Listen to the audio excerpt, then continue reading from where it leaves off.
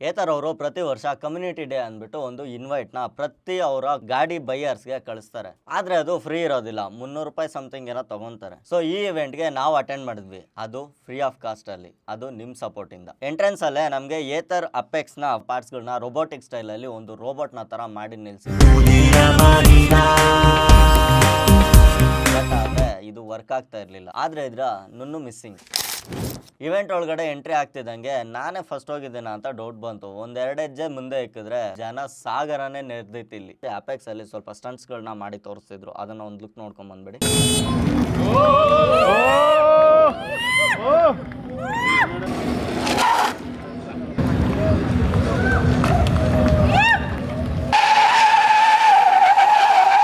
ಈ community day ಅಲ್ಲಿ ನೀವು ಅವಾರ್ಡ್ ನ ತಗೊಬಹುದು. ಈ ಸರಿ ಅವಾರ್ಡ್ ನ 188 ಕಿಲೋಮೀಟರ್ ರೇಂಜ್ ನ ಒಬ್ರು ಕವರ್ ಮಾಡಿರೋದಕ್ಕೆ ಅವ್ರಿಗೊಂದು ಅವಾರ್ಡ್ ಕೊಟ್ರು. ನೀವೇನಾದ್ರೂ 2026 ಏತರ್ ಕಮ್ಯುನಿಟಿ ಡೇಗೆ ಎಂಟರ್ ಆಗ್ಬೇಕಾದ್ರೆ 188 ಕಿಲೋಮೀಟರ್ ನ ಬಿಟ್ ಮಾಡಿ around 200 kilometre range single charge ಅಲ್ಲಿ ತೆಗೆದ್ರೆ, ಅದು ಯಾವ ರೀತಿ ಏನಾದ್ರೂ ಆಗಿರ್ಬೋದು, ನೀವು ಟ್ರಿಕ್ಸ್ ಯೂಸ್ ಮಾಡಬಹುದು ಅಥವಾ ಗಿಮಿಕ್ಸ್ ನ ಯೂಸ್ ಮಾಡಿ ನೀವು ಮಾಡಿದ್ರೆ ನಿಮ್ಗೂ ಈ ಅವಾರ್ಡ್ ಸಿಗೋ ಚಾನ್ಸಸ್ ಇರುತ್ತೆ. ಈ ಇವೆಂಟ್ ಅಲ್ಲಿ ಮೇನ್ ಆಗಿ ಇಂಟ್ರೊಡ್ಯೂಸ್ ಮಾಡಿದ್ದು ಫಾಸ್ಟ್ ಚಾರ್ಜಿಂಗ್. ಫಾಸ್ಟ್ ಚಾರ್ಜಿಂಗ್ ಬಂದ್ಬಿಟ್ಟು ಏತರ್ ಅಪೆಕ್ಸ್ ಮತ್ತೆ ಏತರ್ ರಿಡ್ಜಾ ಗಳಿಗೆ ಎರಡಕ್ಕೂ ಸೂಟಬಲ್ ಆಗುವಂತ ಒಂದು ಫಾಸ್ಟ್ ಚಾರ್ಜಿಂಗ್ ನ ಇಂಟ್ರೊಡ್ಯೂಸ್ ಮಾಡಿದ್ರು. ನಮ್ಗೆ ಇದರಲ್ಲಿ 10 ಮಿನಿಟ್ಸ್ ಚಾರ್ಜ್ ಅಲ್ಲಿ 30 ಕಿಲೋಮೀಟರ್ಸ್ ನ ಕವರ್ ಮಾಡುವಂತ ಚಾರ್ಜಿಂಗ್ ಸಪೋರ್ಟ್ ಆದ್ರೆ ಕೊಟ್ಟಿದ್ದು. ಇದು 6 ಕಿಲೋವ್ಯಾಟ್ ಚಾರ್ಜಿಂಗ್ ಸಪೋರ್ಟ್ ಆಗಿದ್ದು ನನಗೆ ಇದು ತುಂಬಾ ಬೆಸ್ಟ್ ಅನಿಸ್ತು. ಆದ್ರೆ ಇಲ್ಲಿ ಲಾಸ್ಟ್ ಅಲ್ಲಿ ಒಂದು ಡೈಲಾಗ್ ಹೊಡೆದ್ರು, ನಾರ್ಮಲ್ ಆಗಿ ಎಲೆಕ್ಟ್ರಿಕ್ ಗಾಡಿನ ತಗೊಂಡು ಪೆಟ್ರೋಲ್ ಬಂಕ್ ಹೋಗೋರ್ನ ತುಂಬಾ ಜನ ಇವ್ರು ಸಿಇಒ ನೋಡಿದ್ರಂತ.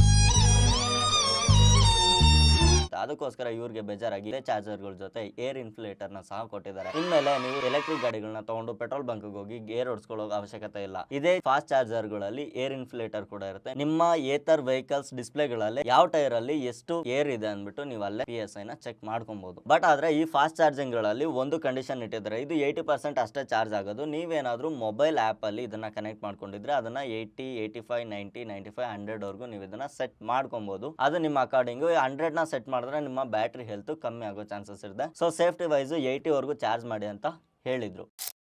ಕ್ರೂಸ್ ಕಂಟ್ರೋಲ್ ಬಂದ್ಬಿಟ್ಟು 1950s ಇಂದ ಇಂಟ್ರೊಡ್ಯೂಸ್ ಆಗಿರುವಂತ ಒಂದು ಫೀಚರ್. ಇದು ಆವಾಗ ಕಾರ್ಗಳಲ್ಲಿ ಮಾತ್ರ ಇಂಟ್ರೊಡ್ಯೂಸ್ ಆಗಿದ್ದಂತ ಫೀಚರ್. ಇವಾಗ ಅದನ್ನ ಕ್ರೂಸ್ ಕಂಟ್ರೋಲ್ ನ ಕೆಲವೊಂದು ಸೂಪರ್ ಬೈಕ್ಸ್ ತಗೊಂಡ್ಬಂದಿದ್ದಾರೆ. ಆ ಕ್ರೂಸ್ ಕಂಟ್ರೋಲ್ ಅಲ್ಲಿ ಕೆಲವೊಂದು ಕ್ಯಾಚಸ್ ಇದೆ, ಅದನ್ನ ಇವರು ಫುಲ್ಫಿಲ್ ಮಾಡ್ಕೊಂಡು ಆ ಪ್ರಾಬ್ಲಮ್ಸ್ ನೆಲ್ಲ ಕಿಲ್ ಮಾಡ್ಕೊಂಡು ಇವರು ಏತರ್ ಅಪೆಕ್ಸ್ ಅಲ್ಲಿ ಕ್ರೂಸ್ ಕಂಟ್ರೋಲ್ ನ ತಗೊಂಡ್ಬಂದಿದ್ದಾರೆ. ಸೊ ಅದ್ರಲ್ಲಿ ಬಂದ್ಬಿಟ್ಟು ಕ್ರೂಸ್ ಕಂಟ್ರೋಲ್ ನ ನಮಗೆ 2 ಟೈಪ್ ಅಲ್ಲಿ ಡಿಸೈನ್ ಮಾಡಿದ್ದಾರೆ. ಅದು ಯಾವ ರೀತಿ ಅಂದ್ರೆ, ಫಾರ್ ಎಕ್ಸಾಂಪಲ್ ನಾವು ಒಂದು 40 ಕಿಲೋಮೀಟರ್ ಗೆ ಸೆಟ್ ಮಾಡ್ಬಿಟ್ರೆ ಅದು 40 ಕಿಲೋಮೀಟರ್ ಅಲ್ಲೇ ಸ್ಟಕ್ ಆಗ್ಬಿಡುತ್ತೆ. ಇದುವರೆಗೂ ಈ ಕ್ರೂಸ್ ಕಂಟ್ರೋಲ್ ಇದ್ದಿದ್ದಂತ ವೆಹಿಕಲ್ ಗಳಲ್ಲಿ ಯಾವುದೇ ರೀತಿ ಕ್ರೂಸ್ ಕಂಟ್ರೋಲ್ ಪಾಸ್ ಅನ್ನೋ ಫೀಚರ್ ಕೊಟ್ಟಿರಲಿಲ್ಲ. ಇದರಲ್ಲಿ ಪಾಸ್ ಫೀಚರ್ ಕೊಟ್ಟಿದ್ರೆ ನೀವು ಮಿನಿಮಮ್ 10 ಕಿಲೋಮೀಟರ್ ಅಬೋವ್ ಇದ್ದಾಗ ಕ್ರೂಸ್ ಕಂಟ್ರೋಲ್ ನ ಅನೇಬಲ್ ಮಾಡ್ಕೊಬಹುದು. ಕ್ರೂಸ್ ಕಂಟ್ರೋಲ್ ಆನ್ ಆದ್ಮೇಲೆ ನೀವು ಥ್ರೋಟಲ್ ನ ಕೊಟ್ಟರು ಸಹ ಕ್ರೂಸ್ ಕಂಟ್ರೋಲ್ ಕೆಲವೊಂದ್ರಲ್ಲಿ ಆ ಸ್ಪೀಡ್ ನ ದಾಟಿ ಇನ್ಕ್ರೀಸ್ ಆದ್ರೆ ಮತ್ತೆ ಅದು ಲೋ ಆಗ್ತಿತ್ತು. ಇವಾಗ ಇದ್ರಲ್ಲಿ ಆತರ ಆಗಲ್ಲ. ನೀವೇನಾದ್ರೂ ಫಾರ್ ಎಕ್ಸಾಂಪಲ್ 30 ಕಿಲೋಮೀಟರ್ ಸ್ಪೀಡ್ ಅಲ್ಲಿ ಕ್ರೂಸ್ ಕಂಟ್ರೋಲ್ ನ ಆನ್ ಮಾಡಿಟ್ಟಿದ್ರೆ ಥ್ರೋಟಲ್ ನ ಕೊಟ್ಟಾಗ 30 ಇಂದ 40 ಗೆ ಇನ್ಕ್ರೀಸ್ ಆದಾಗ ಅದು 40 ಅಲ್ಲಿ ಲಾಕ್ ಆಗುತ್ತೆ, ಮತ್ತೆ ಅದು 40 ಅಲ್ಲೇ ಕಂಟಿನ್ಯೂ ಆಗ್ತಿರುತ್ತೆ. ನೀವು ಬ್ರೇಕ್ ಹಿಡಿದು ಗಾಡಿನ ಏನಾದ್ರೂ ಸ್ಲೋ ಡೌನ್ ಮಾಡಿದಾಗ ಅದು ಮತ್ತೆ ನೀವು ಸ್ಲೋ ಡೌನ್ ಮಾಡಿರೋ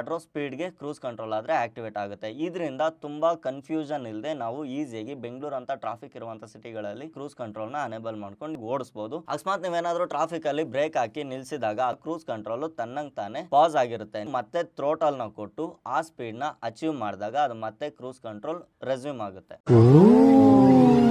ಇವರು ಒಂದು ಗ್ರಾಫ್ ಕೂಡ ನಮ್ಗೆ ಇಲ್ಲಿ ಶೋ ಮಾಡಿದ್ರು. ಈ ಗ್ರಾಫ್ ನ ಪ್ರಕಾರ ಆವರೇಜ್ ಬೆಂಗಳೂರಿನ ಸ್ಪೀಡ್ ಬಂದ್ಬಿಟ್ಟು ಮಿನಿಮಮ್ 40 ಇಟ್ಟಿರ್ತಾರೆ. ಸೊ 40 ಏನಕ್ಕೆ ಅಂದ್ರೆ ಈಗಿರೋ ಬೆಂಗಳೂರು ಬಿಸಿ ಲೈಫ್ ಅಲ್ಲಿ 40 ಗಿಂತ ಕಮ್ಮಿ ಓಡಿಸಿದ ಡೇಟಾ ಅವ್ರಿಗೆಲ್ಲೂ ಸಿಕ್ಕಿಲ್ಲ. ನನಗೆ 2 ಇಯರ್ಸ್ ಮುಂಚೆ ಒಬ್ಬ ಬೋಳಿ ಮಗ ಹೇಳಿದ್ದ, ಅವನು ಮಗನೇ ಅಲ್ಲ ಬೋಳಿ ಮಗ ಅಂತ ನಾನು ಪಕ್ಕ ಓಪನ್ ಆಗಿ ಹೇಳ್ತೀನಿ. ನೀವು ಏನಾದ್ರೂ ಮೊಬೈಲ್ ಅಪ್ಲಿಕೇಶನ್ ಅಲ್ಲಿ ಅಲೋ ಅಲೋ ಅಲೋ ಅಲೋ ಅಂತ ಕೊಟ್ಕೊಂಡು ಹೋಗ್ತಿರಲ್ಲ, ಅದೆಲ್ಲ ಡೇಟಾನ ಕಂಪ್ನಿ ಅವರು ಸ್ಟೋರ್ ಮಾಡಿ ಇಟ್ಟಿರ್ತಾರೆ ಅಂತ. This is very bad, man. I never expect this from you. Worst behavior. ಕಂಪ್ನಿಯವರು ಸ್ಟೋರ್ ಮಾಡಿರೋದ್ರಲ್ಲಿ ಯಾವುದೇ ರೀತಿ ತಪ್ಪಿಲ್ಲ. ಕಂಪ್ನಿಯವರು ಸ್ಟೋರ್ ಮಾಡೋದು ಒಂದು ಒಳ್ಳೆ ವಿಚಾರಕ್ಕೆ. ಆ ಡೇಟಾನ ತಗೊಂಡೋಗಿ ಥರ್ಡ್ ಪಾರ್ಟಿಗೆ ಸೆಲ್ ಮಾಡ್ಬಿಟ್ರೆ ಅದು ತಪ್ಪು ಅಂತ ನಾವು ಕನ್ಸಿಡರ್ ಮಾಡ್ಬೋದು. ಸುಮಾರು 4,50,000 ವೆಹಿಕಲ್ ಗಳನ್ನ ಸೆಲ್ ಮಾಡಿದ್ದಾರೆ. ಡೇಟಾ ಕಂಪ್ನೀಸ್ ತಗೊಳ್ಳೋದು ನಿಮ್ಮೊಳ್ಳೇದಕ್ಕೇನೆ. ಮತ್ತೆ ಈ ಕ್ರೂಸ್ ಕಂಟ್ರೋಲ್ ಬರೀ ಸಿಟಿ ಯೂಸರ್ಸ್ಗೆ ಅಷ್ಟೇ ಅಲ್ಲ, ಹಿಲ್ ಸ್ಟೇಷನ್ ಅಲ್ಲಿ ಮತ್ತೆ ಸ್ಲೋಪ್ ಇರುವಂತ ಜಾಗಗಳಲ್ಲೂ ಸಹ ನಿಮ್ಗೆ ಇದು ವರ್ಕ್ ಆಗುತ್ತೆ. ಈ ಕ್ರೂಸ್ ಕಂಟ್ರೋಲ್ ಅಲ್ಲಿ ನಮಗೆ 3 ಮೋಡ್ ನೋಡೋದಕ್ಕೆ ಸಿಗುತ್ತೆ, ಸಿಟಿ ಕ್ರೂಸ್, ಹಿಲ್ ಕಂಟ್ರೋಲ್ ಮತ್ತೆ ಕ್ರಾಲ್ ಕಂಟ್ರೋಲ್ ಅಂದ್ಬಿಟ್ಟು. ಸೊ ನಾನು ಆವಾಗಲೇ ಹೇಳಿದ್ನಲ್ಲ, ಇದರಿಂದಾನೇ ನಮ್ಮ ಗಾಡಿ ಸೇಫ್ಟಿ ಆದ್ರೆ ಡಿಸೈಡ್ ಆಗುತ್ತೆ. ಏತರ್ ಸ್ಕೂಟರ್ಸ್ ಅಲ್ಲಿ ಇವಾಗ ಹೊಸದಾಗಿ ಅಪ್ಡೇಟ್ ಕೊಟ್ಟಿದ್ದಾರೆ, ಏತರ್ ಸ್ಟಾಕ್ 7 ಅಂದ್ಬಿಟ್ಟು. ಇದರಲ್ಲಿ ನಮಗೆ ಮ್ಯಾಜಿಕ್ ಟ್ವಿಸ್ಟ್ ಮತ್ತೆ ಸ್ಕಿಡ್ ಕಂಟ್ರೋಲು, ಆಟೋ ಹೋಲ್ಡ್ ಅಂದ್ಬಿಟ್ಟು ಫೀಚರ್ಸ್ ನ ಇಂಟ್ರೊಡ್ಯೂಸ್ ಮಾಡಿದ್ದಾರೆ. ಇದು ಬಂದ್ಬಿಟ್ಟು ನಮಗೆ ಕಂಪ್ಲೀಟ್ ಸಾಫ್ಟ್ವೇರ್ ಮುಖಾಂತರ ಬ್ರೇಕ್ಸ್ ಅಪ್ಲೈ ಆಗುವಂತ ಒಂದು ಫೀಚರ್ ಆಗಿರುತ್ತೆ. ಸೊ ಇದರಲ್ಲಿ ಸುಮಾರು ಫೀಚರ್ಸ್ ನಮ್ಗೆ ಇದರಲ್ಲಿ ನೋಡೋದಕ್ಕೆ ಸಿಗುತ್ತೆ. ಇದರಲ್ಲಿ ಒಂದೊಂದೇ ನಾನು ನಿಮ್ಗೆ ಎಕ್ಸ್ಪ್ಲೈನ್ ಮಾಡ್ಕೊಂತ ಹೋಗ್ತೀನಿ. ಫಸ್ಟ್ ಅಪ್ಡೇಟ್ ಬಂದ್ಬಿಟ್ಟು ನ್ಯಾವಿಗೇಷನ್ ಬಟನ್ಸ್ ಇತ್ತಲ್ಲ, ಸೊ ಆ ನ್ಯಾವಿಗೇಷನ್ ಬಟನ್ಸ್ ನ ಬದಲಿಗೆ ಇದರಲ್ಲಿ ಟಚ್ ಕಂಟ್ರೋಲ್ಸ್ ನ ಸ್ವಲ್ಪ ಜಾಸ್ತಿ ಮಾಡಿದ್ದಾರೆ. ಅದಷ್ಟೇ ಅಲ್ಲದೆ ಇವರ ಹಲೋ ಹೆಲ್ಮೆಟ್ ಇದೆಯಲ್ಲ, ಹೆಲ್ಮೆಟ್ ನ ಮುಖಾಂತರ ನಾವು ಇದನ್ನ ವಾಯ್ಸ್ ಕಮಾಂಡ್ ಅಲ್ಲಿ ಸಹ ಯೂಸ್ ಮಾಡಬಹುದು. ಈ ಹೊಸ ಅಪ್ಡೇಟ್ ಅಲ್ಲಿ ನಮಗೆ ಬೆಂಗಳೂರಲ್ಲಿ ಅಕ್ರಾಸ್ ಎಷ್ಟು ರೋಡ್ಗಳು ಇದಾವೋ ಎಲ್ಲಾ ರೋಡ್ಗಳ ಡೇಟಾನಾದ್ರೆ ಕಲೆಕ್ಟ್ ಮಾಡಿ ಎಷ್ಟು ಹಳ್ಳಗಳು ಇದಾವೆ ಅನ್ನೋದನ್ನ ಇವರು ಫೈಂಡ್ ಔಟ್ ಮಾಡಿ ಅದನ್ನ ಮ್ಯಾಪ್ಸ್ ಅಲ್ಲಿ ಇಂಟಿಗ್ರೇಟ್ ಮಾಡಿದ್ದಾರೆ. ನಾವು ಆ ಹಳ್ಳಗಳ ಹತ್ರ ಹೋಗ್ತಿದ್ದಂಗೆನೆ ನಮಗೆ ಮೊದಲೇ ಡಿಸ್ಪ್ಲೇ ಅಲ್ಲಿ ಇಂಡಿಕೇಟ್ ಮಾಡುತ್ತೆ. ನಾವು ಹೆಲ್ಮೆಟ್ ಹಾಕೊಂಡಿದ್ರೆ ಹೆಲ್ಮೆಟ್ ಅಲ್ಲಿ ಕೂಡ ನಮಗೆ ನೋಟಿಫಿಕೇಶನ್ ಕೇಳಿಸುತ್ತೆ, ಇಲ್ಲಿ ಮುಂದೆ ಹಳ್ಳ ಇದೆ ನೋಡ್ಕೊಂಡು ಸ್ವಲ್ಪ ನಿಧಾನವಾಗಿ ಹೋಗಿ ಅಂತ ಹೇಳುತ್ತೆ. ಸೊ ನಮಗೆ ಅದು ಡಿಸ್ಪ್ಲೇ ಅಲ್ಲೂ ಸಹ ಕಾಣಿಸುತ್ತೆ. Cricket scores on your dashboard. Fucking crazy. Apex let's go to home, apex let's go to the gym, ಈ ತರ ನೀವೇನಾದ್ರೂ ಕಮಾಂಡ್ಸ್ ನ ಕೊಟ್ರೆ ನಿಮ್ಗೆ ರೂಟ್ ಮ್ಯಾಪ್ ಆದ್ರೆ ತೋರಿಸುತ್ತೆ. ನಾರ್ಮಲ್ ಆಗಿ ನಮ್ಗೆ ಗೂಗಲ್ ಅಲ್ಲಿ 2 ಮ್ಯಾಪ್ ತೋರಿಸುತ್ತೆ, ಆದ್ರೆ ಏತರ್ ವೆಹಿಕಲ್ ಇಟ್ಕೊಂಡಿರೋರ್ಗೆ ಮಾತ್ರ 3 ದಾರಿ ತೋರಿಸುತ್ತೆ. ಫಾಸ್ಟೆಸ್ಟ್ ವೇ, ಇನ್ನೊಂದು ಶಾರ್ಟ್ ವೇ, ಇನ್ನೊಂದು ಬಂದ್ಬಿಟ್ಟು ಗುಂಡಿಗಳು ಇಲ್ದೇ ಇರೋ ರೋಡ್. ಸೊ ಇದನ್ನ ಇಂಟ್ರೊಡ್ಯೂಸ್ ಮಾಡಿರೋದು ಮಾತ್ರ ನೆಕ್ಸ್ಟ್ ಲೆವೆಲ್. ಈ ಏತರ್ ಸ್ಟಾಕ್ 7 ಅಲ್ಲಿ ತುಂಬಾ ಹೈಲೈಟ್ ಆಗಿ ಮಾಡಿರುವಂತ ಫೀಚರ್ ಇದು. ಈ ಗಾಡಿ ಆಕ್ಸಿಡೆಂಟ್ ಆಗಿ ಕೆಳಗಡೆ ಬಿದ್ರೆ ಅವರ ಎಮರ್ಜೆನ್ಸಿ ಕಾಂಟ್ಯಾಕ್ಟ್ಸ್ ಗೆ ಇದು ಒಂದು ನೋಟಿಫಿಕೇಶನ್ ಕಳಿಸುತ್ತೆ. ಇನ್ ಕೇಸ್ ನೀವು ಮಲ್ಕೊಂಡಿದ್ದಾಗ ಯಾರಾದ್ರೂ ನಿಮ್ಗೆ ಹೇಳ್ದೆ ಗಾಡಿ ತಗೊಂಡು ಹೋಗ್ತಾ ಇದಾರೆ ಅನ್ನೋದಾದ್ರೆ ಆ ಜಿಯೋ ಫೆನ್ಸಿಂಗ್ ಒಳಗಡೆ ನಿಮ್ಗೆ ನೋಟಿಫಿಕೇಶನ್ ಬರುತ್ತೆ. ಆವಾಗ ನೀವು ಫೋನ್ ಆಪ್ ಇಂದಾನೆ ಗಾಡಿನ ಲಾಕ್ ಮಾಡಬಹುದು. ಅಟ್ ಪ್ರೆಸೆಂಟ್ ಇವಾಗ ಹ್ಯಾಲೋ ಹೆಲ್ಮೆಟ್ಸ್ ಗಳ ಮೇಲೆ ಸ್ವಲ್ಪ ಡಿಸ್ಕೌಂಟ್ ಕೊಟ್ಟಿದ್ದಾರೆ. ನಾರ್ಮಲ್ ಆಗಿ ನಮ್ಗೆ 2 ವೇರಿಯಂಟ್ಸ್ ಹೆಲ್ಮೆಟ್ಸ್ 5,000 ಇತ್ತು, ಇವಾಗ ಒಂದು ಹೆಲ್ಮೆಟ್ 5,000, ಇನ್ನೊಂದು ಹೆಲ್ಮೆಟ್ 3,000 ರೂಪಾಯಿಗೆ ಸಿಗುತ್ತೆ.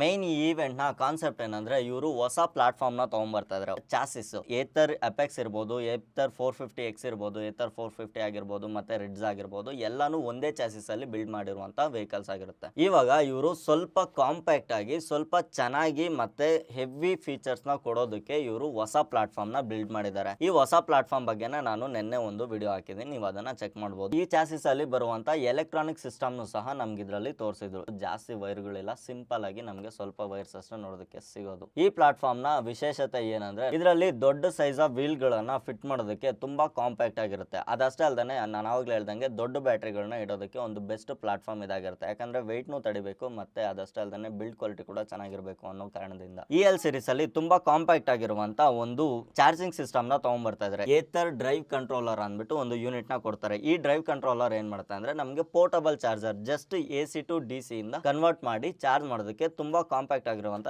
ಚಾರ್ಜರ್ ನ ಡಿಸೈನ್ ಮಾಡಿದ್ದಾರೆ. ಏತರ್ ನ ಹೊಸ ಫ್ಯಾಕ್ಟರಿ ಏತರ್ ಫ್ಯಾಕ್ಟರಿ 3.0 ನ ಇವರು ಮಹಾರಾಷ್ಟ್ರದಲ್ಲಿ ಹಾಕ್ತಾ ಇದ್ದಾರೆ. ಸೊ ಈ ಫ್ಯಾಕ್ಟರಿಗೆ ವಿಸಿಟ್ ಮಾಡ್ಬೇಕಂದ್ರೆ ನೀವು ಕಮೆಂಟ್ ಬಾಕ್ಸ್ ಅಲ್ಲಿ ಏತರ್ ಪ್ಲೀಸ್ ಎನಟೆಕ್ ವರ್ಡ್ ನ ಕರೆಸಿ ಫ್ಯಾಕ್ಟರಿ ತೋರಿಸಿ ಅಂತ ನೀವು ಕಮೆಂಟ್ ಮಾಡಿ. Impractical guys. ಇವಾಗ ಏತರ್ ಗಾಡಿಗಳನ್ನೆಲ್ಲ 5,000 ಕಿಲೋಮೀಟರ್ಗೆ ಸರ್ವಿಸ್ ಮಾಡಿಸ್ಬೇಕಾಗಿತ್ತು. ಇವಾಗ ಹಂಗಿಲ್ಲ, 5,000ದಿಂದ ಇದನ್ನ 10,000ಕ್ಕೆ ಮಾಡಿದ್ದಾರೆ. ಸೊ ಎಲೆಕ್ಟ್ರಿಕ್ ಗಾಡಿಗಳಿಗೆ ನನ್ನ ಪ್ರಕಾರ 5,000ಕ್ಕೂ ಸುಮ್ಮನೆ ಮಾಡಿಸೋ ಅವಶ್ಯಕತೆ ಇಲ್ಲ. 10,000 ಇಟ್ಸ್ ಓಕೆ ಅಂತ ಅನ್ಸುತ್ತೆ. ಸೊ 10,000 ಕಿಲೋಮೀಟರ್ಗೆ ಮಾಡಿಸಿದ್ರೆ ಓಕೆ. ಈ ಏತರಲ್ಲಿರೋ ಡಿಸ್ಪ್ಲೇಗಳಲ್ಲಿ ನಿಯರೆಸ್ಟ್ ಚಾರ್ಜಿಂಗ್ ಸ್ಟೇಷನ್ಸ್ ನ ಕೂಡ ಫೈಂಡ್ ಮಾಡೋದಕ್ಕೆ ತುಂಬಾ ಈಸಿ ಆಗಿರುತ್ತೆ. ಸೊ ಇದರಲ್ಲಿ ನಮಗೆ ಎಷ್ಟು ಮಿನಿಟ್ಸ್ ಅಲ್ಲಿ ನಾವಲ್ಲಿ ರೀಚ್ ಮಾಡ್ಬೋದು ಅಂತ ನಮಗೆ ಡಿಸ್ಪ್ಲೇ ಅಲ್ಲೇ ತೋರಿಸುತ್ತೆ. ಇದರಿಂದ ಚಾರ್ಜಿಂಗ್ ನ ತಲೆನೋವು ಸಹ ಇರೋದಿಲ್ಲ. ಅಕಸ್ಮಾತ್ ನೀವೇನಾದ್ರೂ ಬೆಂಗಳೂರಿಂದ ಮೈಸೂರಿಗೆ ಟ್ರಾವೆಲ್ ಮಾಡ್ತಾ ಇರಬೇಕಾದ್ರೆ ಸೆಂಟ್ರಲ್ಲಿ ಸುಮಾರು ಚಾರ್ಜಿಂಗ್ ಸ್ಟೇಷನ್ಸ್ ನ ಹಾಕಿದ್ದಾರೆ. ಕಾಫಿ ಟೀ ತಿಂಡಿ ತಿನ್ಕೊಂಡು ನೀವು ಆರಾಮಾಗಿ 4 ಸರಿ ಚಾರ್ಜ್ ಮಾಡ್ಕೊಂಡು ನೀವು ಮೈಸೂರಿಗೆ ಆರಾಮಾಗಿ ರೀಚ್ ಆಗ್ಬೋದು. ಮತ್ತೆ ಈ ಇವೆಂಟ್ ನ ಹೈಲೈಟ್ ಏನಂದ್ರೆ ದ ಫ್ರೇಮ್ ಅಂದ್ಬಿಟ್ಟು ಇವರು ಒಂದು ಹೊಸ ಡಿಸೈನ್ ಆಗಿರುವಂತ ಒಂದು ಕಾನ್ಸೆಪ್ಟ್ ವೆಹಿಕಲ್ ನ ತಗೊಂಡ್ಬರ್ತಾ ಇದ್ದಾರೆ. ಇದರ ಸೀಟ್ ಬಂದ್ಬಿಟ್ಟು ನಮ್ಗೆ ರಬ್ಬರೈಸ್ಡ್ ಆಗಿರೋದಿಲ್ಲ, ಒಂಥರ 3D ಪ್ರಿಂಟೆಡ್ ಸೀಟ್ ತರ ಕಾಣಿಸುತ್ತೆ. ಈ ಗಾಡಿ ಓವರ್ ಆಲ್ ಆಗಿ ನೋಡ್ಕೊಂಡ್ರೆ ನಮ್ಗೆ ಇದು ರೋಡ್ ಮೇಲೆ ಓಡಿಸೋ ಗಾಡಿ ತರ ಅನ್ಸೋದೇ ಇಲ್ಲ. ಮತ್ತೆ ಇದರ ಬಾಡಿ ಬಂದ್ಬಿಟ್ಟು ಕಾರ್ಬನ್ ಫೈಬರ್ ಯೂಸ್ ಮಾಡೋದಕ್ಕಿಂತ ಇವರು ಈ ಬಾಡಿ ಅಂದ್ಬಿಟ್ಟು ಒಂದು ಹೊಸ ಮೆಟೀರಿಯಲ್ ಆದ್ರೆ ಯೂಸ್ ಮಾಡಿದ್ದಾರೆ. ಈ ಗಾಡಿನ ಸ್ಟಾರ್ಟ್ ಮಾಡೋದಕ್ಕೆ ಯಾವ್ದೇ ರೀತಿ ಕೀ ಇರೋದಿಲ್ಲ. ಆ ಗಾಡಿ ಓನರ್ ಆ ಗಾಡಿ ಹತ್ರ ನಡ್ಕೊಂಡು ಹೋಗ್ತಿದ್ದಂಗೆ ಗಾಡಿ ಅನ್ಲಾಕ್ ಆಗುತ್ತೆ ಅಂತ ನನಗಂತೂ ಅದ್ರ ಬಗ್ಗೆ ಐಡಿಯಾ ಇಲ್ಲ. ಗಾಡಿ ಬಂದ್ಮೇಲೆ ಗೊತ್ತಾಗುತ್ತೆ. ಮತ್ತೆ ಇದರ ಫ್ರಂಟ್ ಲುಕ್ ಮತ್ತೆ ಬ್ಯಾಕ್ ಲುಕ್ ಎಲ್ಲ ನೋಡ್ಕೊಂಡು ಒಂದು ಸ್ಪೋರ್ಟ್ಸಿ ಗಾಡಿಯ ವೈಬ್ ಬರುತ್ತೆ. ಇದ್ರಲ್ಲಿ ಬಂದ್ಬಿಟ್ಟು ನಾವು ಗಾಡಿಯಲ್ಲಿ ಕುತ್ಕೊಂಡಿದ ತಕ್ಷಣ ನಮ್ಗೆ ಇದು ಹೈಟ್ ಅಡ್ಜಸ್ಟ್ ಆಗುತ್ತೆ. ಹೈಟ್ ಏನಕ್ಕೆ ಅಡ್ಜಸ್ಟ್ ಆಗುತ್ತೆ ಅಂದ್ರೆ ಏರೋ ಡೈನಮಿಕ್ ಗೋಸ್ಕರ ಇದು ಹೈಟ್ ಅಡ್ಜಸ್ಟ್ ಆಗುತ್ತೆ. ಅದಷ್ಟೇ ಅಲ್ಲದೆ ಇದರಲ್ಲಿರೋ ಡಿಸ್ಪ್ಲೇ ಕೂಡ ಫೋಲ್ಡ್ ಆಗುತ್ತೆ ಅಂತ. ಇದಕ್ಕೆ ಬಂದ್ಬಿಟ್ಟು ಮಾರ್ಫ್ UI ನ ಯೂಸ್ ಮಾಡ್ತಾ ಇದ್ದಾರೆ. ಸೊ ಈ UI ಅಲ್ಲಿ ನಮ್ಗೆ ಇದ್ರ ಎಲ್ಲಾ ಕ್ಯಾಲಿಬ್ರೇಷನ್ ಆದ್ರೆ ಆಗುತ್ತೆ. ಈ ಗಾಡಿ ಬಗ್ಗೆ ನಮ್ಗೆ ಡಿಸ್ಪ್ಲೇ ಎಕ್ಸ್ಪ್ಲೇನ್ ಮಾಡ್ತಾ ಇದ್ರು, ಈ ಗಾಡಿನ ಲೈವ್ ಆಗಿ ನಮ್ಮ ಕಣ್ಮುಂದೆ ತೋರಿಸ್ತಾರೆ ಅಂತ ನಾನು ಎಕ್ಸ್ಪೆಕ್ಟೇ ಮಾಡಿರಲಿಲ್ಲ. ಬಟ್ ಆದರೆ ನೆಕ್ಸ್ಟ್ ಏತರ್ ಕಮ್ಯುನಿಟಿ ಡೇಗೆ ಇದು ನಮ್ಮ ಮುಂದೆ ಇರೋದಂತೂ 100% ನಿಜ ಅಂತ ನನ್ನ ಒಪಿನಿಯನ್. ಈ ಗಾಡಿ ಬಗ್ಗೆ ನಿಮ್ಗೇನು ಅನ್ನಿಸ್ತು ಅಂತ ನನಗೆ ಕಾಮೆಂಟ್ ಮಾಡಿ ತಿಳಿಸಿ. ಇಷ್ಟೆಲ್ಲ ಮುಗಿಸ್ಕೊಂಡು ಇನ್ನೂ ವಿಡಿಯೋ ಮುಗ್ದಿಲ್ಲ, ಇನ್ನೊಂದು ಸ್ವಲ್ಪ ಬ್ಯಾಲೆನ್ಸ್ ಇದೆ, ಇದನ್ನ ನಾನು ನಿಮಗೆ ಎಕ್ಸ್ಪ್ಲೇನ್ ಮಾಡ್ತೀನಿ. ಏತರ್ನ ಅವರು ಯಾವ ಲೆವೆಲ್ಗೆ ಟೆಸ್ಟ್ ಮಾಡ್ತಾರೆ ಅಂತ ನಮಗೆ ಸ್ವಲ್ಪ ಸ್ಯಾಂಪಲ್ಸ್ ಕೊಟ್ಟರು, ಮತ್ತೆ ಏತರ್ ಗಾಡಿ ಒಳಗಡೆ ಏನೇನಿರುತ್ತೆ, ಪ್ಲಾಟ್ಫಾರ್ಮ್ ಯಾವ ರೀತಿ ಬಿಲ್ಡ್ ಆಗಿರುತ್ತೆ, ಎವ್ರಿಥಿಂಗ್ ನಮಗೆ ಒಂದು ಡೆಮೋ ಕೊಟ್ಟರು. ಸೊ ಇದರಲ್ಲಿ ಬಂದ್ಬಿಟ್ಟು ನೀವು ಏತರ್ ಪ್ಲಾಟ್ಫಾರ್ಮ್ನ ಈ ಥರ ನೋಡೋದಕ್ಕೆ ಸಿಗುತ್ತೆ.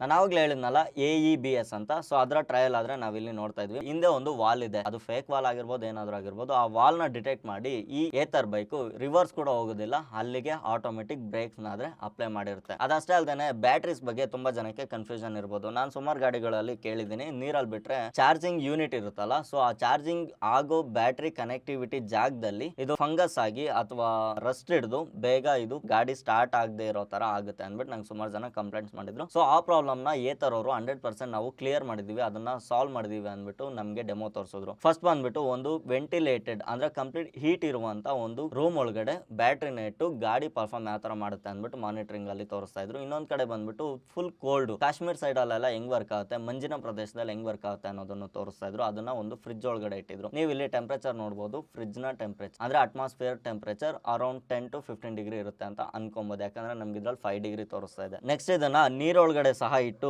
ಅಂಡರ್ ವಾಟರ್ ಯಾವ ರೀತಿ ಪರ್ಫಾರ್ಮ್ ಮಾಡುತ್ತೆ ಅಂತಾನು ತೋರಿಸಿದ್ರು. ಅಕ್ವೇರಿಯಂ ಅಲ್ಲಿ ಬ್ಯಾಟ್ರಿನ ಇಟ್ಟಿದ್ರು, ಅದ್ರೊಳಗಡೆ ಸ್ವಲ್ಪ ಲೈಫ್ ಫಿಶಸ್ ಕೂಡ ಇತ್ತು. ಇದು ರೋಬೋಟ್ ಫಿಶಸ್ ಅಂತ ನೀವು ನಾನು ಕೇಳಕ್ ಹೋಗ್ಬಿಡಿ, ಇಷ್ಟು ಸಣ್ಣ ರೋಬೋಟ್ ಮಾಡಿದ್ರು ನೀರೊಳಗಡೆ ಹಾಕಿದ್ರೆ ವರ್ಕ್ ಆಗಲ್ಲ. ನಾರ್ಮಲ್ ಆಗಿ ಬ್ಲೈಂಡ್ ಸ್ಪಾಟ್ ಬಂದ್ಬಿಟ್ಟು ನಮಗೆ ಕಾರ್ಗಳಲ್ಲಿ ಅಷ್ಟೇ ನೋಡೋದಕ್ಕೆ ಸಿಗ್ತಾ ಇರೋದು. ಇವಾಗ ಹೊಸದಾಗಿ ಇಂಟ್ರೊಡ್ಯೂಸ್ ಮಾಡುವಂತ ಸೆನ್ಸರ್ಗಳಲ್ಲಿ ನಮಗೆ ಮಿರರ್ ಅಲ್ಲಿ ಕಾರ್ಗಳಲ್ಲಿ ನೀವು ಆಲ್ಮೋಸ್ಟ್ ನೋಡಿರ್ತೀರ ಟ್ರಾಫಿಕ್ ಅಲ್ಲಿ, ಕೆಲವೊಂದು ಕಾರ್ಗಳಲ್ಲಿ ನಾವು ಕಾರ್ ಹತ್ರ ಹೋಗ್ತಿದ್ದಂಗೆ ಒಂದು ಲೈಟ್ ಆದ್ರೆ ಆನ್ ಆಗುತ್ತೆ ಮಿರರ್ ಅಲ್ಲಿ. ಅದೇ ರೀತಿ ಲೈಟ್ಸ್ ನ ನಮಗೆ ಕಾಷನ್ ಲೈಟ್ ನ ನಮ್ಮ ಏತರ್ ಗಾಡಿಗಳಲ್ಲೂ ಇಂಟ್ರೊಡ್ಯೂಸ್ ಮಾಡ್ತಾರೆ. ಸೊ ಅದನ್ನ ಟೆಸ್ಟ್ ಮಾಡೋದಕ್ಕೋಸ್ಕರ ನಮಗೆ ಅದನ್ನು ಸಹ ಎಕ್ಸ್ಪೀರಿಯನ್ಸ್ ಮಾಡೋದಕ್ಕೆ ಹೇಳಿದ್ರು, ನಾವು ಸಹ ಅದನ್ನ ಟೆಸ್ಟ್ ಮಾಡಿದ್ವಿ. ಬಟ್ ಎಲ್ಲ ಓಕೆ. ನನಗೆ ಇದ್ರಲ್ಲಿ ಒಂದು ಸ್ವಲ್ಪ ಪ್ರಾಬ್ಲಮ್ ಇರೋದನ್ನ ನಾನು ನಿಮಗೆ ನೆಕ್ಸ್ಟ್ ವಿಡಿಯೋದಲ್ಲಿ ಏತರ್ ಯಾವ್ದಾದ್ರು ಗಾಡಿ ಎಕ್ಸ್ಪೀರಿಯನ್ಸ್ ಮಾಡಬೇಕಾದ್ರೆ ನಿಮಗೆ ತಿಳಿಸ್ಕೊಡ್ತೀನಿ. ಸೆಲೆಬ್ರಿಟಿಗಳನ್ನ ಮೀಟ್ ಮಾಡ್ಕೊಂಡು ಮತ್ತೆ ನಮ್ಮ ಫ್ಯಾನ್ಸ್ನ ಮೀಟ್ ಮಾಡ್ಕೊಂಡು ಸ್ವಲ್ಪ ಫನ್ ಗೇಮ್ಸ್ ಇತ್ತು, ಫನ್ ಗೇಮ್ಸ್ನ ಕೂಡ ಆಡ್ಕೊಂಡು ಲಾಸ್ಟಲ್ಲಿ ನಮ್ಗೆ ಇಲ್ಲೊಂದು ಗೇಮ್ ಮಾಡೋದಕ್ಕೆ ಕೊಟ್ಟರು. ನಾನಂತೂ ತುಂಬ ಎಕ್ಸೈಟ್ ಆಗಿದೆ. ಈ ಗೇಮ್ನ 2 ನಿಮಿಷ ಟೈಮ್ ಕೊಟ್ಟಿದ್ರು. 2 ನಿಮಿಷದಲ್ಲಿ ಮುಗ್ಸಕ್ ಆಗುತ್ತಾ ಇಲ್ವಾ ಅಂತ ಫುಲ್ ಟೆನ್ಷನಲ್ಲಿದೆ.